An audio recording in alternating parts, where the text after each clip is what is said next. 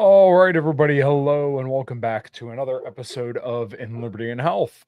Um, Kind of looks like we got a little latency issue, but hopefully that is tolerable, and hopefully it doesn't look too bad on you guys' end. Hopefully everybody's doing well. I normally don't do two shows in the weekdays, but if the schedule permits, then I'll do it. I know it's a little bit earlier than I normally go live, but I figured I would get two shows in this week because unfortunately there will be no Sunday coffee this weekend because I will be at our dear friend Jazz's Rattleclack Studios recording New A Common Crown. So hopefully you all are looking forward to that. I know I'm really looking forward to sharing this with everybody because I think some of the songs we got written are awesome. So I really can't wait to share this stuff with you. Um, so just be on the lookout for that. But what are we going to be talking about today? We are going to be talking about all the news coming out of Israel, the Middle East, Trump, and if he's really splitting with Netanyahu. I'm skeptical, but things are looking better than they were, let's just say, going into the presidency and throughout the campaign.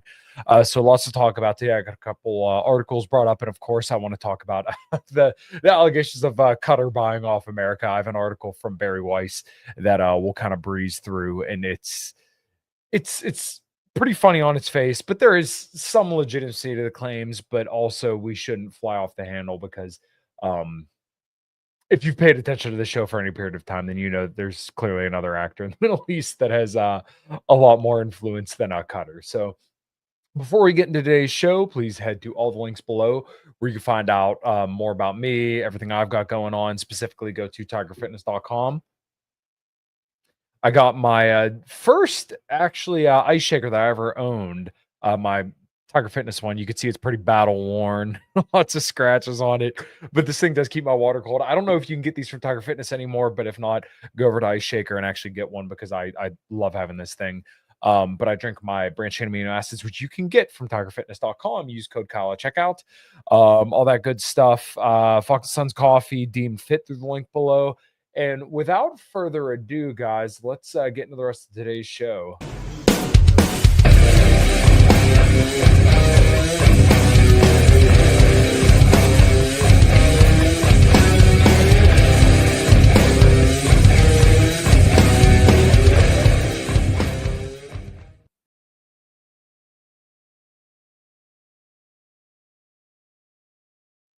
And welcome back, everybody.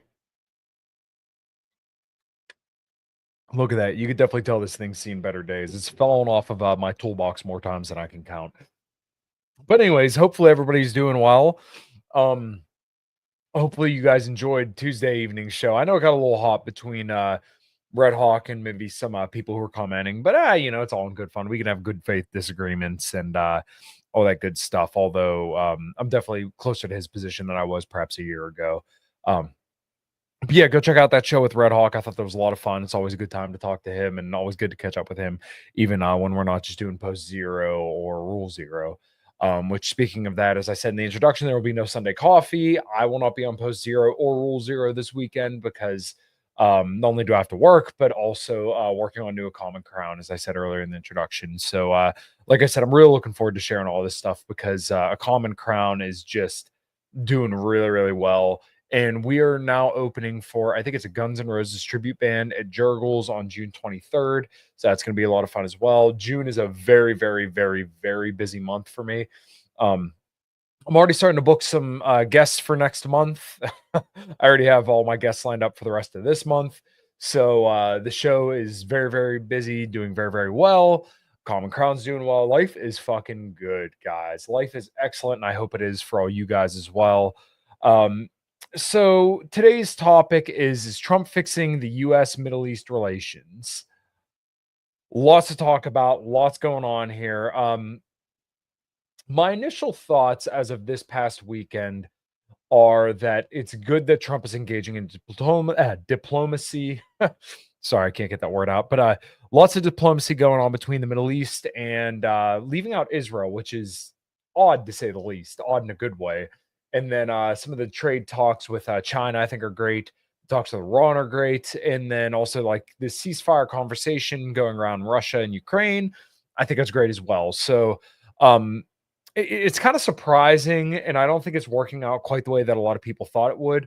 That Trump seems more serious, at least at this point, of getting peace in the Middle East, or at least Witkoff, than he is about Ukraine, Russia, where I think a lot of people thought that it would have been more straightforward with Russia and Ukraine versus Israel, where I think a lot of people assumed, and me in this camp as well, that Trump was just going to be, oh, let Netanyahu and Israel do whatever they want in Gaza, where it seems kind of like he's still kind of letting them do what they want, but he's also not going to get on board with escalating with Iran, which I think is the right move, and I think that is a good thing.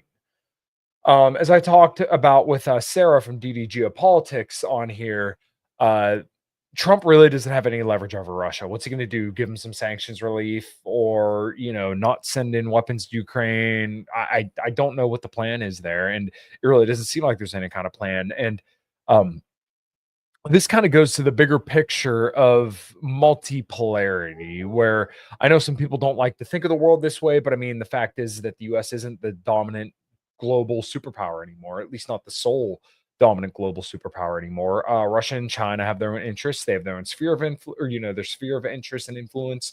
And also, they don't really have to sit here and give a shit what the US says anymore.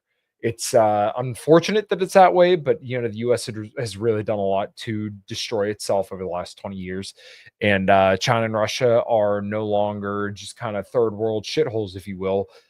They have some real economic and military might that they seek to use, and they seek to use the influence to their benefit. Um, I think Sarah and I kind of talked about this as well. That Putin was kind of dragging around Trump and the administration as almost like a dog and pony show with this whole peace deal process. They really don't have any reason to pursue peace if they don't want peace in Ukraine, because Russia has, all the cards essentially. I know that Trump, said Zelensky doesn't have the cards, but really the US doesn't have the cards over Russia anymore. So basically, this war ends when Putin decides it ends. And Trump really, he hasn't gone about ending it, or at least trying to end it in a smart way at all. Like this whole minerals deal of us getting the minerals from Ukraine, granted they didn't get security guarantees. This still kind of ties us into Ukraine, and I just don't think we should be tied in with them at all. So um I know I didn't plan to talk about Russia and Ukraine, but I feel like that's kind of necessary to put out there. Now, getting over to the US Middle East stuff, it's been very interesting, and there's been a lot of speculation. And the way I kind of posed it was, I think that there's either one of two things that are happening right now. And if I'm being honest, I think it's going to be the less optimistic one, as much I hate to say that. And I hope I'm proven wrong, but I kind of think that this is where this is landing. The first 30 days under the Trump administration were honestly pretty good. And I was almost to the point that I was like, you know what? I kind of wish I would have went and voted for Trump. I'm still not there yet. Maybe I'll change my mind, but the first 30 days were pretty awesome, if I'm being honest. Lots of the executive orders were things that I think any right-leaning person would agree with. Removing of birthright citizenship, the ceasefire in Gaza, lots of diplomacy with China. I think that's good. Excuse me. Um, the rhetoric just around the border, change the amount of immigration coming in alone. There was a lot of good stuff that kind of went on in those first 30 days, and also talk of like abolishing a lot of departments, and then shutting down USAID. Now, granted, that's been rolled over to the State Department, and they're still kind of doing shady shit with that. There were definitely good things that came out of the first 30 days. Now, granted, after that, it seemed like a lot of that momentum had kind of went away, specifically like around when it came time to kind of sign some of these Doge cuts into, the official budget. All of a sudden, Thomas Massey's the asshole for wanting to actually sign that budget into law, which, if you ask me, didn't really make a lot of sense. But hey, I'm not the man on the hill here. I'm just some podcaster or I'm some mechanic who just so happens to have a podcast as well. So, from day 30 to 100, and obviously I'm being a little hyperbolic, but basically, once it seemed like the high kind of came down from Trump winning and from the overwhelming Trump victory, he lost a lot of that momentum, and it just seemed like it was kind of back to business as usual. So whenever this whole deal came out where they're saying that Trump hung up on Netanyahu and he cut communications with him, I think a lot of that, if I'm being honest, was just the Trump media machine kind of playing up Trump's hand to try and make him look really good because the first 100 days, I don't want to say were complete and total failure, but they really started to fail to live up to expectations.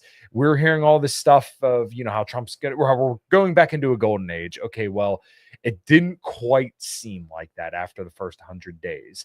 So there's so many MAGA slop and honestly QAnon accounts. And I know this sounds nuts, but like if you look through some of these accounts, the Megatron Ron, DC Drano, they're literally QAnon accounts that just put out slop about Trump, about how he's a savior and stuff like this. And like you can like Trump, I don't have a problem with that, but like this religious devotion that some people have to believing in Trump is just like wacky to me. I'm not that way, in case you guys can't tell. I praise Trump when I think it's necessary, and I take away from him when I think it's necessary as well.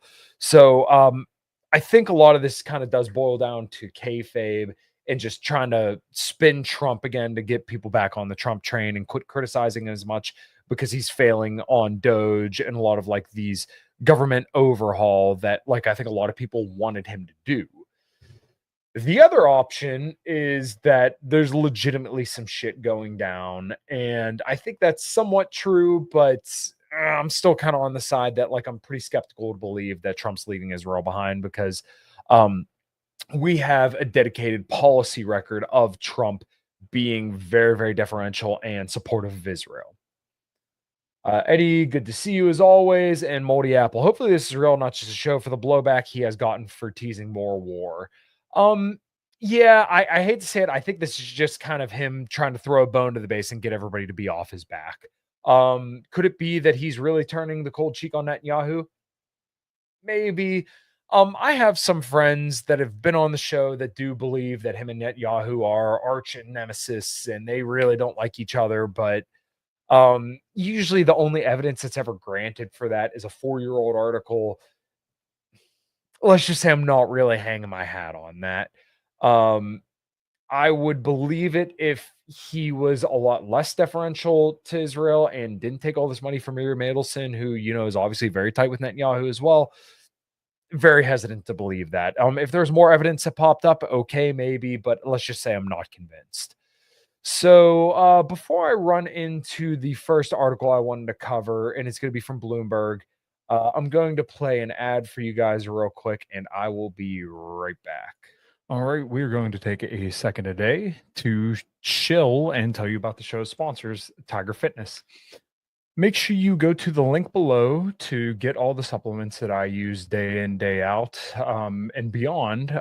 As I always say, you do not need supplements to become all jacked and tan or to progress in your health journey, but they could definitely be a useful tool in that respect. So, as you can see on tigerfitness.com, we got MTS Nutrition, Blackstone Labs, Ambrosia, HPN, Nutrix Research, America Labs, Alani New, Pump Chasers, there's Redcon One, Accent Sledge, plenty of different companies that pretty much have absolutely any supplement you could possibly think of: pre-workouts, fat burners, BCAAs, electrolyte mixes, you name it, it's on there. So go to Tiger Fitness through the link below. Use code Kyle at checkout to let them know that I sent you. Get your protein powder, you name it, anything that's going to help you stick to your diet and hopefully achieve your health goals. All right, thanks. Back to the show. All right, all right. Hey, Meta Prime, good to see you, man. I know I said I was going to read a Bloomberg article, but actually during that commercial, Dave DeCamp had shared this article, and I am now. This is going to kind of change my perspective for the rest of the show. Um, so from the Times of Israel, why did that? There we go. From the Times of Israel, Witkoff told mediators U.S. not planning to force Israel to end the Gaza war. Arab sources tell tell Trump envoy currently working to coax Hamas to release smaller number of hostages than what Israel has been demanding, hoping to meet parties halfway.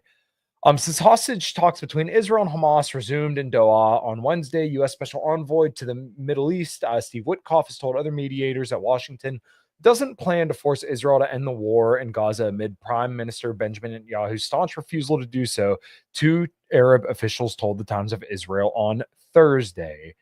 So it's kind of crazy because, there was a lot of talk that Trump was really starting to push Netanyahu. Looks like that's not really a big deal. Gage, has the money and weapons stopped flowing into Israel? That's why I don't believe so. Between family ties, people in his administration, his donors, I don't think Trump is separating from Israel. Yeah, I completely agree. Jacob, good to see you, brother. I feel like I never want to make any take on Trump because it'll look wrong tomorrow or midstream. You know what, dude? And that's literally what just happened, and that's why I'm reading this article now. I let's just say I was a lot more optimistic until I literally saw this article. When I was just browsing Twitter real quick from the commercials. So, granted, I don't think that it was ever going to be significant pressure on the U.S. or on Israel to end the war. But yeah, Qatari and Egyptian mediators had hoped that the U.S. would move in this direction, given comments from President Donald Trump and other top aides about their desire to end the war following Hamas's Monday release of American-Israeli hostage Eden Alexander.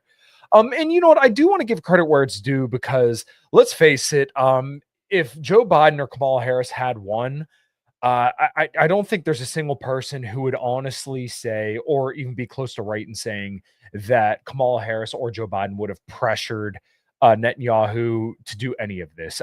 You think Anthony Blinken is going to pressure anybody to do anything? I don't know who Biden's envoy to the Middle East was. I'm sure if somebody told me in the comments that the name would ring familiar right away, but there is no way that anybody in the Biden administration would have ever pressured Israel like this. Now, granted, this is very, very light pressure. This isn't them ramming a fist up Netanyahu's rectum to feel the colon cancer that he has. This is them just the light touch of toilet paper, something like that. But anyways, Steve Witkoff, I do think is a net good in the administration, and I do appreciate that he's at least pushing for something, like some good is coming out of this. Yeah, exactly. It's always 500 D chess. Back to the article here. Netanyahu has insisted on only agreeing to a temporary ceasefire of roughly 45 days, which still is better than nothing, which would begin with Hamas releasing about 10 hostages. During that time, he told Witkoff that Israel is prepared to hold talks on a permanent end of the war without committing to such a result up front, the first Arab official said. And once again, to this, it is kind of like they negotiated the ceasefire in the first 30 days, but then, of course, that all fell apart. Israel was never pressured to go to the second stage of the ceasefire. Accordingly, Hamas has insisted on an upfront Israeli commitment to end the war before it releases additional hostages. It also issued a statement on Thursday warning of harm to the talks if Israel doesn't end its nearly 2.5-month-long blockade on aid entering Gaza. Israel has accused Hamas of stealing too much of the aid that was previously brought in. I'm sure there's some truth to this, but I think they're probably playing this up because, let's face it, they don't want to end the war. Due to both sides' intransigence, hopefully I said that right. I'm supposed to be the smart guy here, but Witkoff has offered a proposal that tries to meet the sides halfway. One that would see the release of a smaller number of hostages in exchange for a weeks-long truce, the two Arab officials said. The Trump envoy has also tried to assure Hamas through mediators that the U.S. will make sure that this time Israel does not enter talks regarding terms of a permanent ceasefire. I'm sorry, let me read that again. The Trump envoy has also tried to assure Hamas through mediators that the U.S. will make sure that this time Israel does enter talks regarding terms of a permanent ceasefire. So basically, they're saying that they're going to make sure that they pressure Israel to go into another phase of a ceasefire, which we'll see how much pressure they actually apply to Israel. My guess is probably not very much. The Arab officials said the sides remain far apart, but the American, Qatari, and Egyptian mediators are still looking to push them toward a compromise over the coming days. So this is obviously subject to change, but we'll just kind of have to see how this goes. Israel's pledged to launch a major military operation to reoccupy and hold on to the entire strip if Hamas doesn't accept this proposal for a temporary ceasefire by the time Trump wraps up his Middle East trip on Friday. But Arab mediators hope that the U.S. will convince Israel to at least hold off on the operation for several more days as they wait to determine the results of a Tuesday IDF strike targeting Hamas Gaza leader Mohammed Sinwar. Scores of civilians were also reportedly killed, according to Hamas, linked to the health officials in Gaza. Yeah, I mean, anybody who listens to Dave DeCamp's show, they've still killed, I think it's well in the hundreds of Palestinians since, this whole supposed split between Netanyahu and Trump has happened. This is an open the gate, close the gate, open the gate a little situation. Yeah, that's kind of what it seems like. And I think everybody listening knows that obviously in this kind of negotiation, you're going to have some give and take. I just, with Gaza and Hamas really doesn't have a lot of leverage when Israel explicitly stated that this war is not about the hostages. If it's not about the hostages, then really it's just about whether or not Israel wants to go full bore or not. Right now, it seems like just like the fact that Trump is talking and mediating and negotiating, I think this is overall good, but it shows that they're still not applying any kind of serious pressure to them. Israeli officials have characterized Sinwar as a major obstacle in previous negotiations and hope that his elimination will lead to Hamas compromise. But Israeli optimism that Sinwar was indeed killed has begun to wane, according to the second Arab official who was briefed on the matter. Arab leaders were also slated to gather for a summit in Baghdad on Saturday that will focus on Gaza, and we're hoping that the Israeli offensive wouldn't be launched during that confab, the second Arab official added. While they continue to follow Witkoff's lead in the negotiations, Qatar and Egypt believe that the strategy should be to push both sides towards a permanent end of the war, the first Arab official said. And that's obviously, what we're really hoping for here. Hamas has already agreed to forego governing control of the Strip, and at least 5 Arab countries are still prepared to take part in the post-war management in Gaza, and what they would argue would lead to the gradual disarmament of Hamas, the Arab official said, acknowledging that it would require an invitation from the Palestinian Authority, which Netanyahu has refused to accommodate. So, yeah, I mean, obviously, one of their main goals with this whole military operation is the disarmament and the elimination of Hamas. As we could see, that has not worked well at all. It's unfortunate, but I think that really the best way to get them to end this war would just be to stop slaughtering people willy-nilly. And if you really had to go in there and kill people, then small, infantry groups that you send in on foot, it's going to be risky, but obviously when you do this kind of military operation, you risk not only a wider war, which they're already engaged in, but also you risk creating more terrorists essentially. And that's exactly what they've done. So if the creation of the political horizon for the Palestinians is absent, demands for a permanent Hamas disarmament would not be met, the Arab official asserted. Witkoff largely agrees with the Arab approach and told hostages' families that last week that the Netanyahu government's plan to massively expand the war will not be effective, according to a source present for the discussion. When he was pressed during another meeting with the families on Tuesday on why the U.S. was not willing to force Netanyahu to end the war, Witkoff responded, "We're not the Israeli government. The Israeli government is a sovereign government. They can't tell us what to do, and we can't tell them what to do."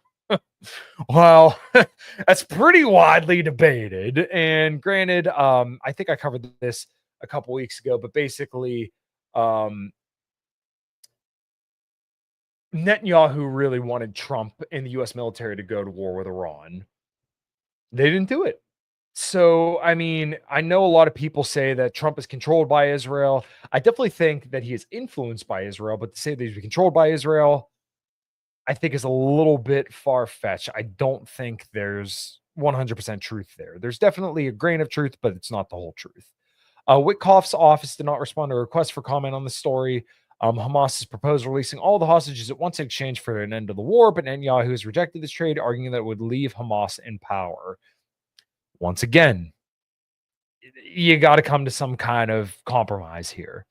Successive polls have indicated that the premier is out of step with the majority of Israelis who back such a framework, but Netanyahu is also facing pressure from his far-right coalition partners who have threatened to collapse the government if he were to end the war in exchange for the remaining 58 hostages, between 20 and 23 of whom are still believed to be alive. Well, a lot more would be alive if you quit just bombing the ever-living shit out of the Gaza Strip. I know. Insane idea. Insurgent math also applies even if they were doing ethnic cleansing. Yeah, exactly. All you're going to do is build more ethnic resentment amongst the Palestinians and then even more Arabs, because let's face it here. I wouldn't want the entire population of the Gaza Strip here in Pittsburgh, Pennsylvania. I wouldn't want that.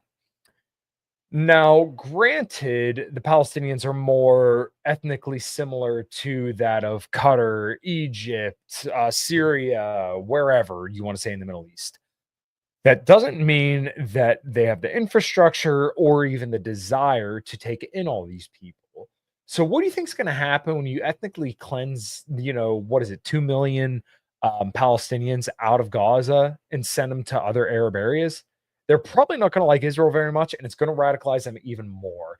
And if you think anti Semitism is bad now, wait till you see, Israel ethnically cleanse a strip of people, send them to different Arab areas, and then tell us that we have to fight a war on behalf of Israel to combat Iran because there's this global threat of anti-Semitism.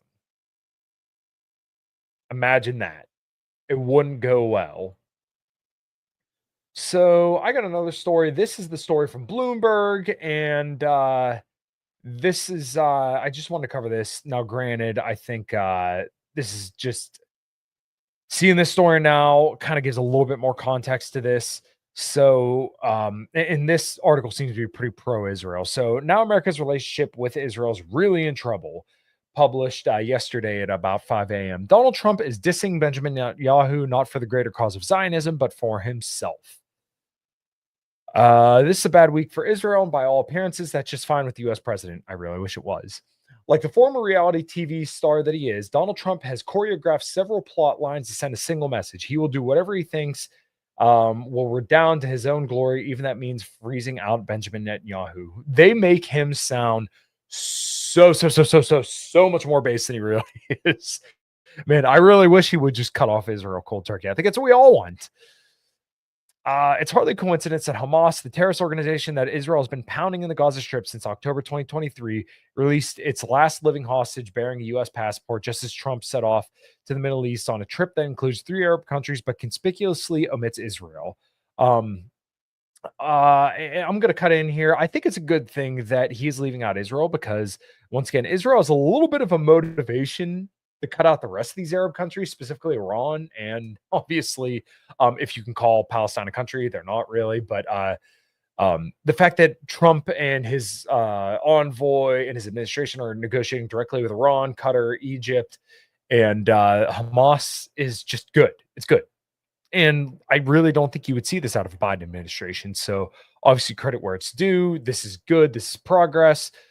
Do I think there's going to be major change in the U.S.-Israeli relationship? No, I just don't. If there is, I'll be the first one to praise it. You'll see me on Twitter singing Trump's praises if he does. But I think that this may be a brick in a long road, or it may just be a little hiccup in this whole situation here. But if I'm being honest, I just think this is a little hiccup in the road here. So continuing on in the article.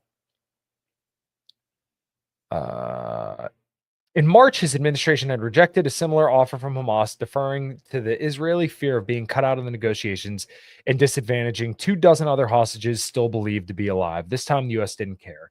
And the other thing, and I know people have covered this on their shows, and if you pay attention, you've seen about this, but this one U.S. hostage.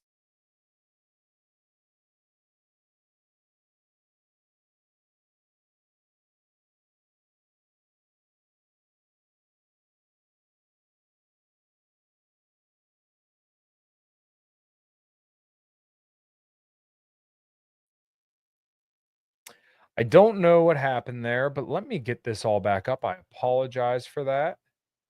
Hopefully that didn't mess us up too bad.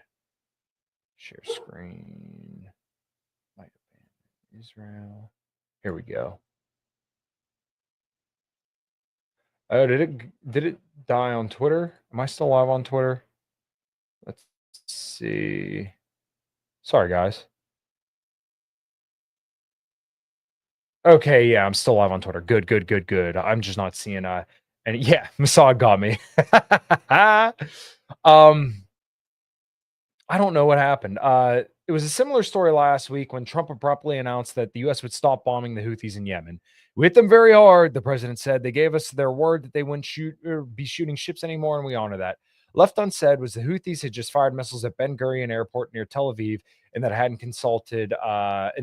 consulted the Israeli Prime Minister. Well, my understanding is, and my buddy Nico House did a whole hotspot on this, where basically Trump had, I think it cost the US $30 billion to bomb the Houthis. So at a certain point, if it costs you that much money and you're losing all this money to just basically fight off a ragtag group of Arabs in Yemen, probably just stop. And there's probably an easier way around it. And honestly, the way it was is that they had a mutual interest in just not fighting anymore. Trump also blindsided Netanyahu in dealing with Tehran. Bibi insists on completely dismantling Iran's nuclear operations and wants to bomb its centrifuges and other facilities with US help. Trump wants to avoid war and be feted as a peacemaker, ideally with a Nobel Peace Prize. I want to make a deal with Iran, Trump repeated on Tuesday to Netanyahu's chagrin. If I can make a deal with Iran, I'll be very happy.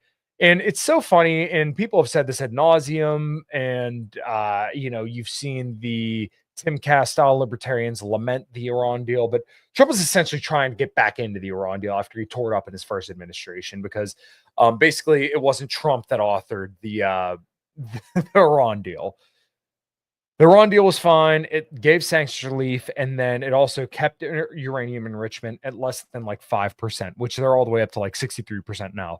They need 93% uranium to make a nuclear weapon. And right now, even the State Department, who is stacked with hawks, is saying that, yeah, we're not going to enrich uranium, or that Iran's not enriching uranium enough to actually develop a nuclear weapon.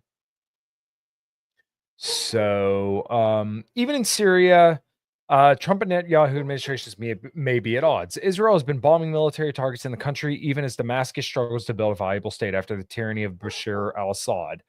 Trump, however, is planning to meet Syria's new and controversial leader, Ahmed al-Shara, in Saudi Arabia this week, and he said he will lift sanctions against the state, which is the right move.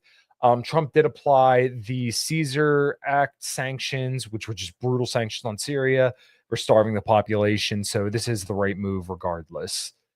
Then there's the agenda for Trump's visit to Saudi Arabia, Qatar, and the United Arab Emirates.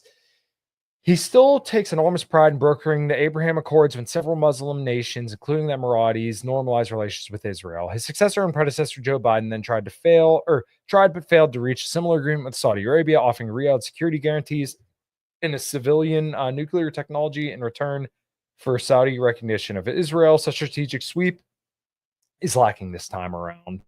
Basically, Trump is going around brokering with other Arab nations, much to the dismay of Netanyahu and the Israelis, which I'm all about it. To please Trump, these monarchies are instead building new Trump towers, bringing golf tournaments to his courses, and doing brisk business with his family and crypto ventures. They'll also announce huge investments in the U.S. The Qatari royals have even offered to donate an unusually luxurious Boeing 747-8 that Trump can turn into Air Force One and later transfer to his presidential library. They clearly know how to flatter him. In return, Trump may still offer the Saudis that civilian nuclear technology just without the reciprocal recognition of Israel. And this is kind of what people have been talking about all along. Trump is negotiating with Tehran and the Saudis without Israel and without considering Israel.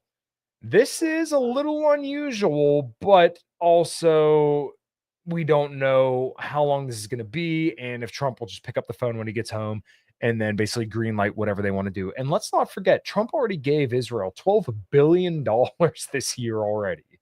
So it's not like, the money spigot has been turned off. It's still on as far as, we all know. And I don't see that changing.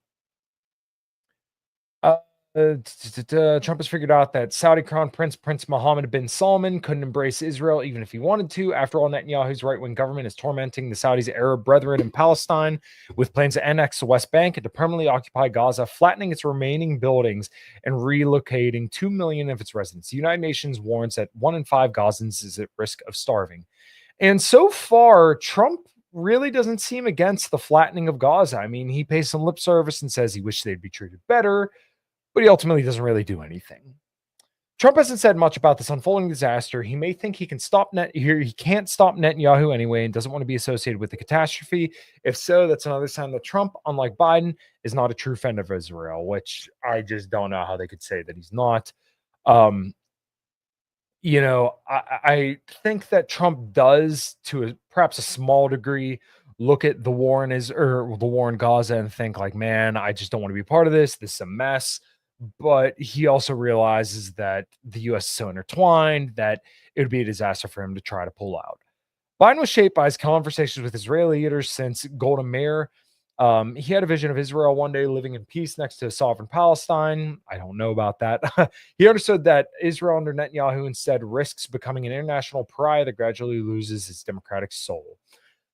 So he kept prodding Bibi in vain to change course. For that effort, the Republicans pounced on Biden for not being sufficiently pro-Israel, which is just hilarious. There was no pressure on Israel the entire time that Biden was put in. There was lip service to pressure being put on, but none really. Trump instead pretends to be a Zionist when it suits him and costs him nothing with performative gestures such as moving the U.S. embassy to Jerusalem in his first term. He's never disavowed the two-state solution, which has been U.S. policy for decades, nor has he done much to bring it closer. Sorry. Instead, he recently posted, he recently surprised the visiting Netanyahu along with everybody else by announcing the U.S. would quote unquote own Gaza and turn in the Riviera of the Middle East. Now that Netanyahu plans to occupy the strip, Trump seems to have dropped the idea, which basically a lot of people have kind of posited that this is a plan to just force the Palestinians out. We'll see. There are two splits in the making here, one personal and the other historic. The personal riff is between two men who are too similar to build a lasting relationship. Trump and Netanyahu are egotistical and solipsistic leaders who callously conflate their own fate, including their prospects of staying out of court, with that of their nations. The historic rupture consists of the U.S. letting an old and close friend, Israel, become ever more isolated in the world. For decades, Israel's national interests factored into Americans. Now they're diverging. Biden should have broken with Bibi to save Zionism, but he didn't have the courage. Trump is indeed dissing Netanyahu, but not for the sake of Israel. He's doing it for himself. Boy, I love the way they make him sound. I really, really do. I don't know if it's legit, but we'll see. So, there was a comment. I won't read the article because I don't have access to it, but there was a comment that I'm sure you guys probably saw that Netanyahu said that the U.S. should, or that Israel should perhaps wean off of the U.S.'s support. Buddy, I wish. I wish. I don't think that's going to happen, but sure is a nice thought. Sounds pretty nice. So let's close out with this. Hopefully you guys aren't bored and hopefully this has been entertaining. Oh, come on. Enter your email and receive our daily newsletter. Yeah, you know what? We'll just read the free part of it. Let me present this. Share this tab instead. The Qataris, those damn Qataris. How Qatar bought America. The tiny Gulf nation has spent almost $100 billion to establish its influence in Congress, universities, newsrooms, think tanks, corporations, but what does it want in return?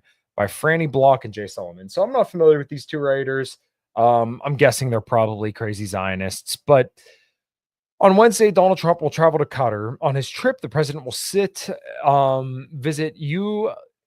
Udeid Air Base, the largest American military facility in the region, and attend meetings with the ruling Al Thani family. Perhaps he will also thank them for the $400 million gift of a luxury Boeing 747 jumbo jet that will reportedly be retrofitted for his use and then transferred to his presidential library. Okay, so for all the spurgs that are going to say, oh, well, what about Qatar? What about Qatar?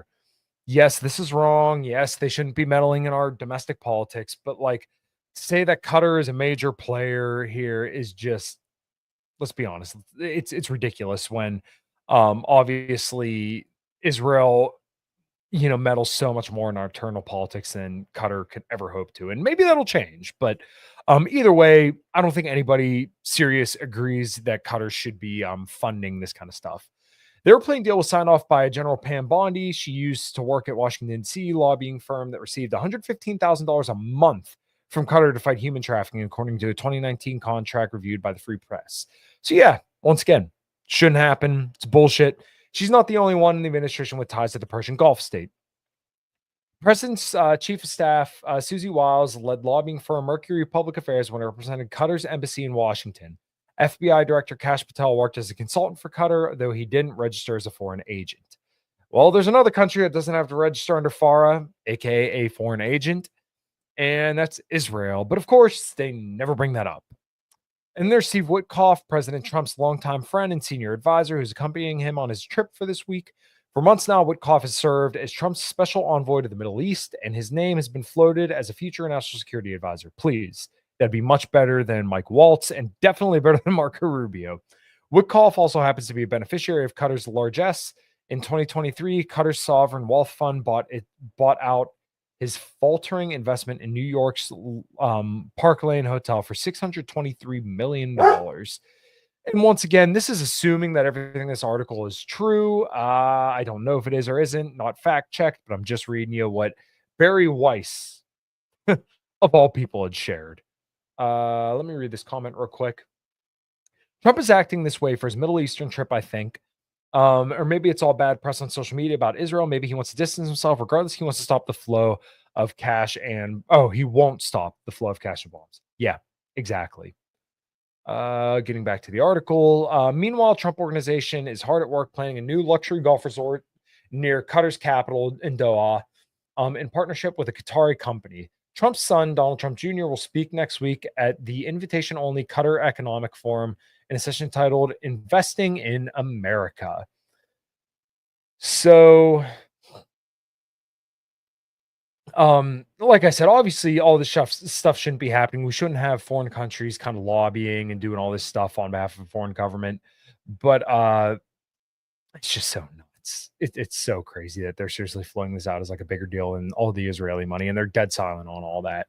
If you're a casual reader of these facts, an ordinary American who doesn't think much about the Middle East after America's traumatic wars of the 2000s, you would think Qatar is a top American ally, a trustworthy partner, and a key hub of international commerce, a country in good enough standing that the President of the United States would use its plane as Air Force One.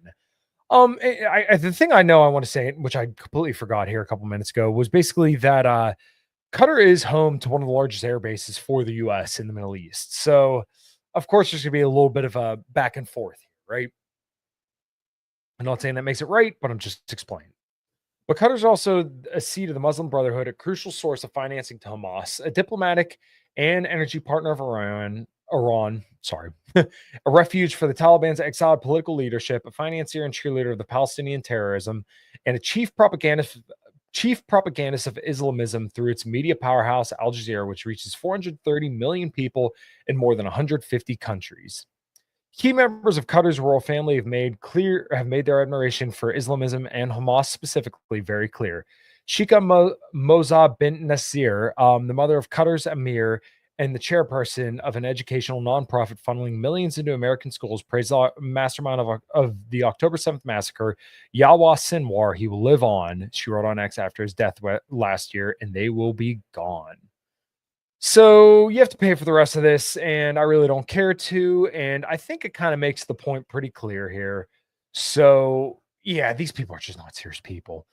Like I said, Qatar shouldn't be spending all this money in our domestic politics, but there's clearly one more actor that has had much more influence over our elections than the other. And it's not Qatar. Qatar doesn't have speech laws in 38 countries.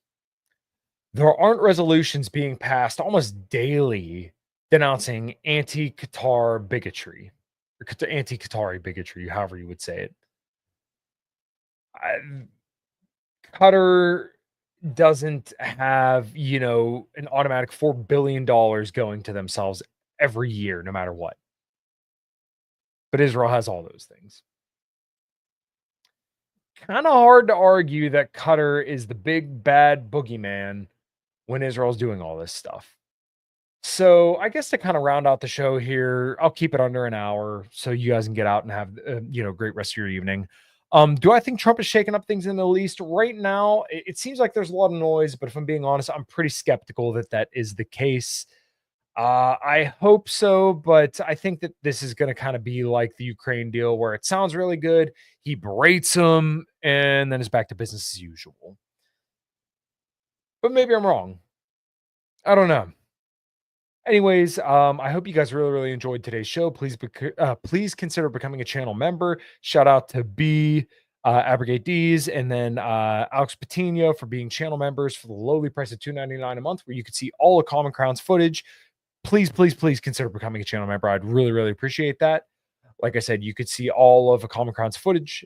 I'm contemplating changing up the way I do the podcast, and maybe I'll talk with some people and maybe throw it out to you guys and see what you guys think about it.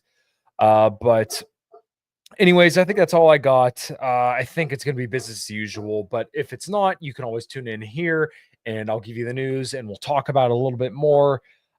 Please subscribe, like, share, leave me a review on all podcatchers. Go to tigerfitness.com, use code Kyle at checkout. Super chat if you feel so inclined, and leave a like on the way out. And like I said, if you're not subscribed, please subscribe. Thank you guys so much for tuning in today. Hopefully this was fun. Hopefully it was educational. And until next time, everybody,